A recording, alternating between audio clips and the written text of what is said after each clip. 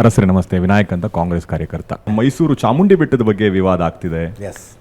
ಮೊನ್ನೆ ಒಂದು ಜಡ್ಜ್ಮೆಂಟ್ ಕೂಡ ಬಂತು. ಬೆಂಗಳೂರಿನ ಯಾವುದೋ ಒಂದು ರಸ್ತೆ, ಬಳ್ಳಾರಿ ರಸ್ತೆ ವಿಚಾರದಲ್ಲಿ ಸರ್ಕಾರಕ್ಕೆ ಹಿನ್ನಡೆ ಆಗಿದೆ. ಹೌದು, ಸಂಸ್ಥಾನ ಜನರ ಆಸ್ತಿಗಳನ್ನು ಕ್ಲೇಮ್ ಮಾಡ್ತಿರೋ, ಸರ್ಕಾರದ ಆಸ್ತಿಗಳನ್ನು ಕ್ಲೇಮ್ ಮಾಡ್ತಿರೋ ವಿಚಾರ ಹೇಗೆ ಸಮರ್ಥನೆ ಮಾಡ್ತೀರಿ? ಇಲ್ಲ, ಅದು ನಿಜ ಅಂದರೆ ನೀವು ಕೋರ್ಟಲ್ಲಿ ವಾದ ಮಾಡಬೇಕಲ್ಲ.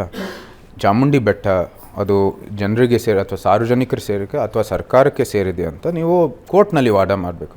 ಕೋರ್ಟಲ್ಲಿ ಅವ್ರು ಯಶಸ್ವಿ ಆಗಿಲ್ಲ. ಏನಕ್ಕೆ ಅಂದರೆ ಅದು ಭಾಳ ಸ್ಪಷ್ಟವಾಗಿದೆ, ಅದು ನಮ್ಮ ಧಾರ್ಮಿಕ ಹಕ್ಕು, ನಾವು ಯಾವತ್ತೂ ಕೊಟ್ಟಿಲ್ಲ. 4-5 ನಿಮಿಷ ಸಮಯ ತಗೊಂಡು ಚಾಮುಂಡಿ ಬೆಟ್ಟದ ವಿಷಯದಲ್ಲಿ ಸರ್ಕಾರ ವರ್ಸಸ್ ರಾಜಮನೆತನ ಇದುವರೆಗೂ ಏನೇನಾಗಿದೆ? ಮೊದಲೇದಾಗಿ ಅವರು ಅಗೇನ್ 75 ಸಮಯದಲ್ಲಿ ನಾವು ಸಹ ಇದು ಏನು ನಮ್ಮ ದೇವಾಲಯಗಳು ಏನು ಇದ್ದಾವೆ, ಮುಜರಾ ಇಲಾಖೆ, ಅದು ಅರಮನೆಯಿಂದನೇ ಒಂದು ರೀತಿ ಶುರುವಾಗಿದ್ದು. ಯಾಕೆಂದರೆ ಟೆಂಪಲ್ಸ್ ಎಲ್ಲ ಮೇಂಟೈನ್ ಮಾಡೋಕ್ಕೆ, ಎಫೆಕ್ಟಿವ್ ಆಗಿ ಮೇಂಟೈನ್ ಮಾಡೋದಕ್ಕೆ ಒಂದು ಇಲಾಖೆಯನ್ನು ಶುರು ಮಾಡಿದ್ರು. ಅದು ಪ್ಯಾಲೇಸ್ ಆಫೀಸಿಂದಾನೇ ನಡೀತಾ ಇತ್ತು. ಸೊ ಸಂಪೂರ್ಣವಾಗಿ ಏನೇನು ಆಚರಣೆಗಳು ನಡೀತಾ ಇತ್ತು ಅದೆಲ್ಲ, ಏನು ಒಡವೆಗಳು ಇರ್ಬೋದು, ಅದಕ್ಕೆ ಬೇಕಾಗಿರುವಂಥದ್ದು ಏನು ಉತ್ಪನ್ನಗಳು ಎಲ್ಲನೂ ಕೂಡ ಅರಮನೆಯಿಂದಾನೇ ಹೋಗ್ತಾ ಇತ್ತು.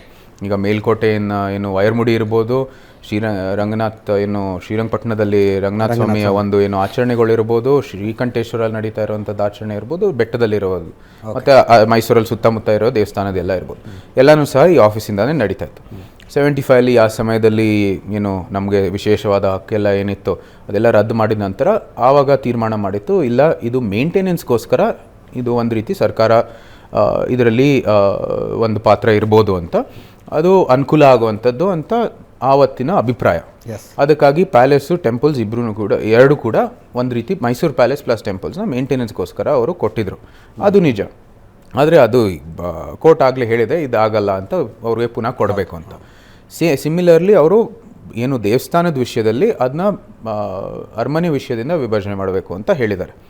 ಅರಮನೆ ವಿಷಯ ಬೇರೆ, ದೇವಸ್ಥಾನದ ವಿಷಯ ಬೇರೆ ಅಂತ ಹೇಳಿದ್ದಾರೆ. ಸೊ ಅದೇ ರೀತಿ ನಾವು ಸಹ ಮುಂದುವರಿತಾ ಬಂದಿದ್ದೀವಿ. ದೇವಸ್ಥಾನ ವಿಷಯದಲ್ಲಿ ಮುಜರಾಯಿ ಆ್ಯಕ್ಟಲ್ಲೇ ನಾವು ಚಾಲೆಂಜ್ ಮಾಡಿದ್ವಿ. ಆ ಕೇಸು ಕೂಡ ನಡೀತಾ ಇದೆ. ಆ ಕೇಸ್ ನಡೀತಾ ಇರೋ ಸಮಯದಲ್ಲಿ ಇವರು ಏನಕ್ಕೆ ಪ್ರಾಧಿಕಾರ ಸೃಷ್ಟಿ ಮಾಡಿದ್ರು?